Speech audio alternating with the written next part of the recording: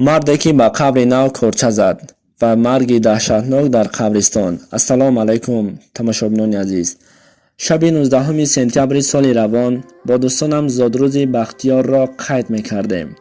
بختیار همه دوستانی در دهه بوده را تکلیف کرده است و آمدن آنها را انتظار شده می‌نشست. بعد چند مدت همه دوستانش آمدند، خوراک‌ها را آوردند، در پی شیشه‌های عرق شده و از خانه صدای خنده بلند می‌برآمد. بعد چند ساعت هر کس در جای خود می‌نشستند و یکی از آنها گفت اکنون 100 گرم می‌گیریم و بعد به خانه‌هایمان می‌رویم.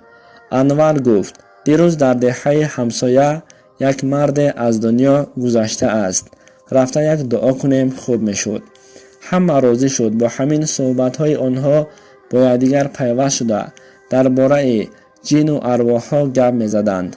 بختیار باشد به سخنان آنها باور نمی‌کرد و گفت همین سخن‌ها را مان، اگر تو نترسی بیا با هم سپارت می‌کنیم. بختیار گفت با چی بازی می‌کنیم؟ رسول گفت گاوی که در خانه من است آن را در بین می‌گذارم. شخصی گفت که اگر پیان شود چی ها نمیگوید و از خانان او همه خنده کرد. با همین رسول به بختیار گفت به قبرستان رفته به قبر نو کارت میزنی، یعنی که کارچه. در بین آنها معروف در آمد و گفت چی میکنید؟ سخنهای نشده را گپ زده، بیایید خوبش می نوشیم.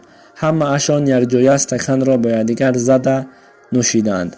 بختیار به دستش یک کارچه خیلی کلان را گرفت و از خانه بیرون شد. همه او را باز داشتن خواستند. رسول باشد گفت من چخی کردم؟ مان اکنون گفته از دستش داشت. بختیار غضبناک شده مرد یک بار گپ میزند گفت و به سوی قبرستان راه گرفت. هوا که سر بر جامه به تن کرده در راه تاریک در دست یک فنریک داشت و دیگر چیزی نداشت و از چیزی نمیترسید و راه میرفت و نهایت به قبرستان رسیده آمد.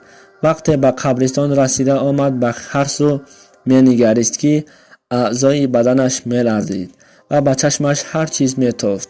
به قبرستان داخل شد. معما همین بود که در نصف شب قبر نو را یافتن مشکل و نهایت قبر را یافت. اما فنریکی که در دست داشت قوه اش یعنی ضریدش تمام شد.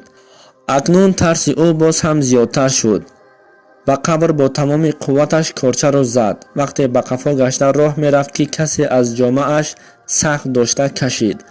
بختیار از ترس زیاد فکر کرد که روح است. با همین با فکرهای خیلی بد و ترس زیاد تلخکف شده در جایش از دنیا چشم می باشد. دوستانش وقتی از پس او رسیده می آیند می بینند که بختیار در زمین در حالت بیجانی خواب است و داد می زنند.